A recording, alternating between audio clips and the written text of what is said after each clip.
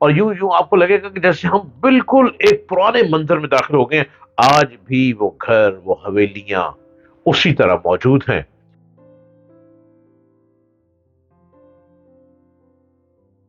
اندرون شہر میں اگر آپ جائیں تو بہت چھوٹی چھوٹی گلیاں، پتلی گلیوں سے گزرتے ہوئے آپ کو رونقیں نظر آتی جائیں گی، اور یوں لگے گا جیسے مغلیہ دور میں ہم واپس چلے آ رہے ہیں اور مغل شہنشاہوں کی بستی میں بھاگتے چلے جا رہے ہیں. پارٹی لواری تو کلی سواری، اور یوں یوں آپ کو لگے گا کہ جیسے ہم بالکل ایک پرانے منظر میں داخل ہو گئے ہیں. آج بھی وہ گھر، وہ حویلیاں اسی طرح موجود ہیں جو اندرون شہر کے لاہور میں شاہی خاندان سے چلی آ رہی تھی. آپ دیکھ رہے ہیں یوٹیوب چینل ڈاکٹر جلیل اسلم آفیشل، اور آپ سنتے اور دیکھتے چلے جائیے، اور آپ کی رائے کا میں منتظر رہتا ہوں. رنگ باز لاہوری، کبھی سنا ہے؟ سنا ہوگا، آپ لاہوری ہیں، لاہوریوں کو پتا ہوگا. شہنشاہ اکبر نے لاہور کے قلعے سے ذرا فاصلے پر ہندوستان میں نیل کی پہلی باقاعدہ منڈی قائم کی. یہ منڈی اکبر کے نام پر اکبری منڈی کہلائی. یہ اکبری منڈی میں اب دیکھیں سارے مسالے ملتے ہیں. دنیا جہاں کا مسالہ سب لوگ اکبری منڈی سے ہی آ کر لیتے ہیں، اور اکبری منڈی میں تھوک کے بھاؤ مال بکتا ہے. اب یہ منڈی شہنشاہ اکبر کے نام سے مشہور ہے، اور اس کے قریبی علاقہ رنگ محل، لاہور کے مضافاتی علاقے، موجودہ ساہیوال میں میلوں تک نیل کے پودے تھے. اسی نسبت سے اسے آج بھی نیلی بار کہتے ہیں. لوگ ان پودوں کا کاست نکالتے تھے، ستکو بڑی بڑی کڑاہیوں میں ڈال کر پکایا جاتا تھا، اس کا پاؤڈر اور ڈلیاں بنائی جاتی تھیں. یہ ڈلیاں ٹوکریوں اور بوریوں میں بند ہو کر اکبری منڈی پہنچتی تھی. اکبری منڈی ایک رنگ برنگی منڈی ہے. دنیا جہاں کی آپ کو گروسری اکبری منڈی میں ہی مل جائے گی، لیکن پرچون کے بھاؤ نہیں، ہول سیل پہ. تاجروں کے ہاتھوں بکتی تھی اس اکبری منڈی میں ہر چیز. گڈوں کے ذریعے ممبئی اور کولکتہ پہنچتی تھی. وہاں سے انہیں فرانسیسی اور اطالوی تاجر خریدتے، جہازوں میں بھرتے تھے.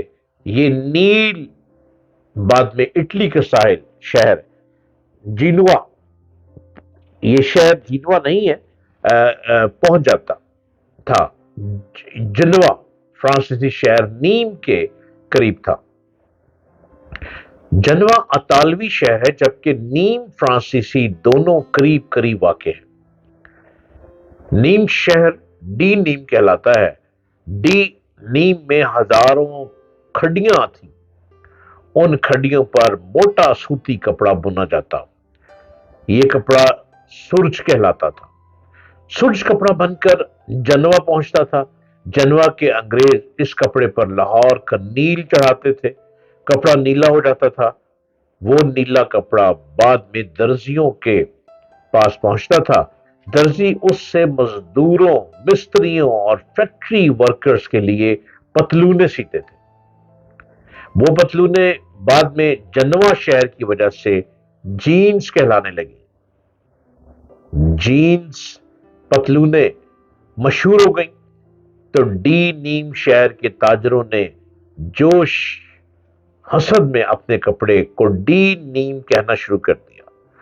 یہ ڈی نیم کپڑا آہستہ آہستہ ڈی ڈینم بن گیا. جینز اور ڈینم وقت گزرنے کے ساتھ ساتھ اکٹھے ہوئے اور یہ ڈینم جینز بن گئے. جینز کے 3 عناصر تھے: ڈی نیم کا کپڑا، لاہور کا نیل اور جنوا کے درزی. مغلوں کے دور میں اگر لاہور کا نیل نہ ہوتا تو شاید جینز نہ بنتی، اور اگر بنتی بھی تو کم از کم یہ نیلی نہ ہوتی. یہ جینز کا نیلا پن بہرحال لاہور کی مہربانی تھا. آپ آج بھی انگریزی کی پرانی ڈکشنریاں نکال کر دیکھ لیں، آپ کو ان ڈکشنریوں میں نیل کا نام لاہوری ملے گا. گورے उस जमाने में नील को लाहौरी कहते थे। ये रंग बाद में इंडिया की मुनासबत से एंडिगो बन गया। फ्रांसीसी, इतालवी, पुर्तगाली और डच नील के लिए हिंदुस्तान आते थे, जबकि बरतानवी अफ्यून के लिए यहां आए और फिर पूरा हिंदुस्तान हथिया लिया। लेकिन ये बाद की बातें हैं, हम अभी उस दौर की बात कर रहे हैं जब नील लाहौर की सबसे बड़ी तजारत था और ये लाहौरी और इंडिगो कहलाता था। यह हजारों मील का जमीनी और समंदरी फासला तय करके जनवा पहुंचता था, जीन्स का हिस्सा बनता था और पूरी दुनिया में फैल जाता था। लेकिन फिर लाहौर के लाहौरी नील को नजर लग गई। मुगलों ने नील पर टैक्स लगा दिया, यूरोप ने मस्नुई रंग इजाद कर लिए और ईस्ट इंडिया कंपनी ने फ्रांसीसियों, इतालवियों और पुर्तगालियों को मार भगाया और यूं नील की सनत जवाल पजीर हो गई। नील लाहौरी ना रहा, मगर लाहौर के शहरी आज भी रंगबाज हैं। लाहौरियों को यह खिताब मुंबई और कोलकाता के ताजरों ने दिया था। हिंदुस्तान में उस वक्त फारसी जबान राइज थी। फारसी में किसी भी पेशे से वाबस्ता लोगों को बाज कहा जाता था।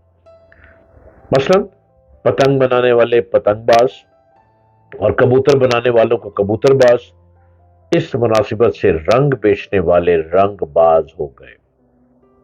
कोलकाता और मुंबई के ताजर नील की सनत से वाबस्ता लाहौरियों को रंगबाज कहने लगे। उस जमाने में क्योंकि लाहौर की ज्यादातर आबादी नील की सनत से वाबस्ता थी, पूरा लाहौर रंगबाज हो गया।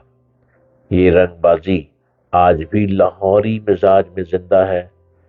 और कहते हैं ना, जिन्हें लाहौर नहीं वेख्या वो जमया नहीं। क्योंकि ये रंगबाजों का शहर है। वो रंगबाजी कोई नेगेटिव में नहीं आती, वो रंगबाजी खाने पकाने में आती है। इनके खानों के टेस्ट कमाल के होते हैं। इनके घरों में वो कांजा बनता है, हांजा बनता है, जांजा बनता है, वो तो नहीं क्या क्या मौसम के मुताबिक ये लोग चीजें बनाते हैं। और फिर जो बच्चे मुल्क से बाहर गए थे अपनी माओ से कहते हैं कि मामा वो बना के रख छोड़ना, वो फलाने मुल्क में जो भी आ रहा हो उसके हाथ भिजवा देना। लाहौरियों को खाने पीने का बहुत शौक है। लाहौरियों को महफिल जमाने का बहुत शौक है। लाहौरी कवाली की महफिल सजाते हैं, आरफाना कलाम सजाते हैं, म्यूजिक शोज करते हैं, लाहौरी नाच गाने में एंजॉय करते हैं। लाहौरी लोग रंगबाज कोई नेगेटिव में नहीं है। लाहौरी लोग रंगों से लाहौर को सजाए रखते हैं। और जब कोई लाहौर में कदम रखता है तो कमाल होता है, वापस जाने को दिल ही नहीं करता। जी हां, लाहौर क्यों रंगबाज हुआ? नील रंग की वजह से लाहौर को रंगबाज लाहौरी कहने लग पड़े।